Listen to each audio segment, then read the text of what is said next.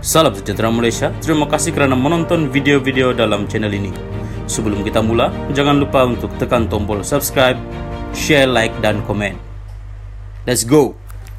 Salam sejahtera dan salam perpaduan kepada seluruh rakyat Malaysia. Berita seterusnya dipetik daripada Malaysia kini bertajuk Laporan terhadap Hadi, polis akan panggil pihak terlibat. Berita penuh. Susulan banyak laporan polis yang dibuat terhadap Presiden PAS Abdul Hadi Awang mengenai beberapa isu, Ketua Polis Negara Asri Lisani Abdullah Sani berkata polis akan memanggil sesiapa yang terlibat untuk membantu siasatan. Mereka yang dipercayai terlibat akan dipanggil. Itu SOP, prosedur operasi standard kita dalam menyiasat kes, katanya kepada pemberita selepas menghadiri sesi minum petang bersama media di Ibu Pejabat Polis Bukit Aman di Kuala Lumpur hari ini. Ini berlaku selepas beberapa laporan dibuat oleh ahli politik daripada Parti Komponen Pakatan Harapan PH mengenai isu berkaitan dakwaan Hadi terhadap bukan Melayu dan bukan Islam yang didakwa provokatif dan boleh menggugat kerajaan.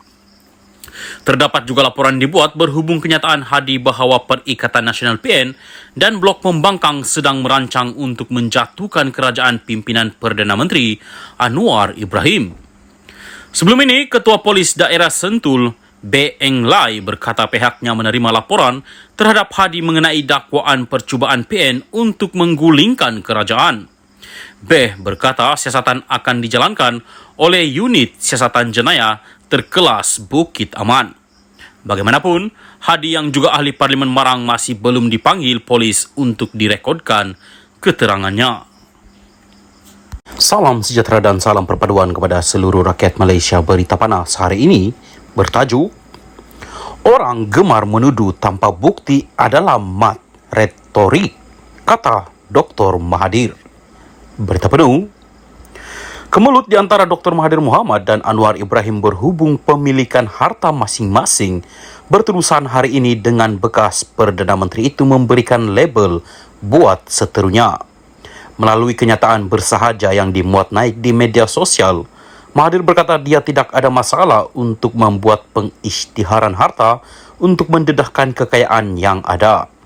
Kata Mahathir, dia sudah membuat pengisytiharan tersebut beberapa kali semasa menjadi Perdana Menteri.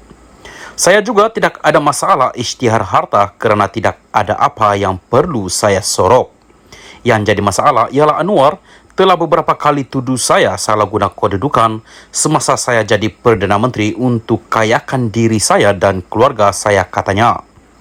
Pada 7 Mei lalu, Anwar mengulangi cabaran kepada seorang pemimpin politik Melayu yang tidak disebutkan namanya agar mendedahkan semua harta pribadi serta aset mereka sekeluarga.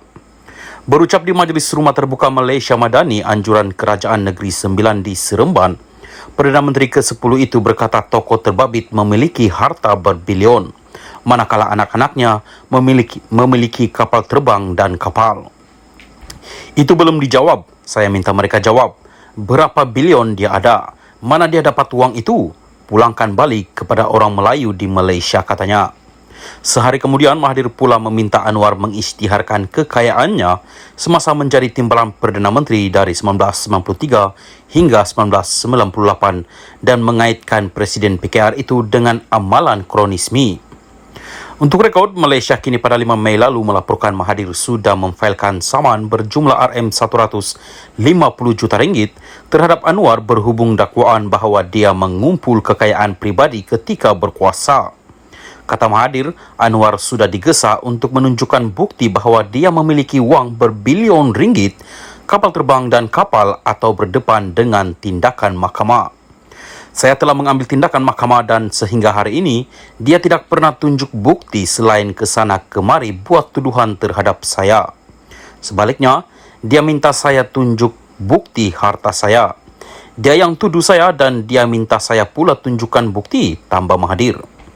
Justru Mahathir yang pernah menjadi ahli Parlimen Langkawi pada 2018 itu mengulangi sekali lagi gesaannya kepada Anwar agar dakwaan tersebut dibuktikan. Setakat cakap di atas pentas politik tanpa ada bukti ini, siapapun boleh buat. Mereka yang begitu ini digelar mat retorik, katanya lagi. Salam sejahtera dan salam perpaduan kepada seluruh rakyat Malaysia. Berita panas hari ini bertajuk Muhyiddin tawar KJ jawatan ahli MPT Bersatu. Berita penuh. Presiden Bersatu Muhyiddin Yassin mengesahkan spekulasi lama bahawa Perikatan Nasional cuba memikat bekas pemimpin UMNO Khairi Jamaluddin menjelang 6 pilihan raya negeri. Walaupun ketua gabungan itu menafikan bahawa Khairi ditawarkan jawatan menteri besar jika dia menyertai PN, Muhyiddin berkata ada masa yang berbeza untuk menunggu bekas ahli parlimen Rembau itu. Kalau dia masuk Bersatu, kita tawar dia majlis pimpinan tertinggi MPT. Jika dia setuju kerana kami tahu dia boleh menyumbang, kata Muhyiddin pada sidang akbar di Kuala Lumpur hari ini. Khairi dipecat daripada UMNO pada Januari dalam langkah presidennya Ahmad Zahid Hamidi membersihkan parti itu.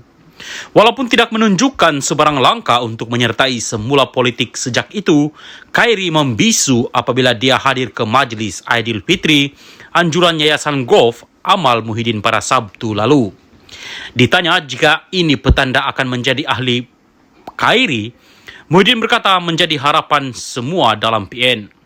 Dia tidak mohon untuk menyertai Bersatu, tetapi saya tawarkan dia dan tawaran itu masih berlaku, katanya. Presiden Bersatu itu berkata tawaran itu kali pertama disampaikannya pada 2016 apabila parti itu ditubuhkan tidak lama selepas dia dipecat daripada UMNO. Muhyiddin berkata menjadi harapan Bersatu supaya Khairi dapat membantu mengukuhkan parti. Kita serahkan kepada Khairi bila dia mahu membuat keputusan. Kita tak nak gesa sangat. Dia seorang yang sangat bijak. Dia faham pilihan raya negeri akan datang. Kalau saudara KJ boleh fikirkan baik-baik, sekarang masa yang baik untuk sertai Bersatu, kata Muhyiddin. Semasa episod siaran podcast 2 minggu lalu, Khairi berkata dia kini cenderung 90% untuk bersara daripada politik. Dalam episod itu, dia turut menyoal tetamunya, bekas ahli parlimen Bangi Ong Kian Ming, sama ada dia patut menyertai DAP atau tidak. Ong menjawab secara positif, berkata Khairi dan hos bersama siaran podcast itu, Syahril Hamdan Sufian, boleh menjadi calon Perdana Menteri untuk DAP.